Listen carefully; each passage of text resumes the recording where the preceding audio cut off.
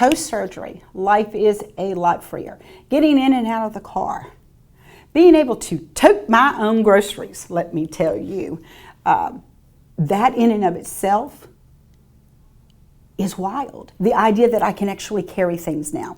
I'm still very cautious because it's only been a couple of months since the last surgery about how much I carry because I don't want to overdo it. But a whole lot easier. As far as work goes, I went back to work 22 days after the second surgery. And I was limited to 2 to 3 days a week. I did have to make sure that I had my walker and my cane with me, just in case. But it was so much easier. I was actually closer. I'm still a little slower than the kids. I was actually closer to being where the bus was whenever the kids all got up there, no matter from where in the building I was coming from.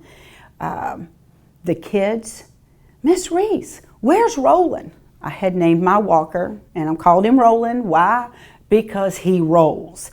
The kids got a kick out of that, and that led into the conversation. Remember, I told y'all I needed new hips. Well, I have my new hips. The doctor gave me my new hips. So now I can walk without rolling. I can walk without my cane. I can kind of sort of keep up with y'all.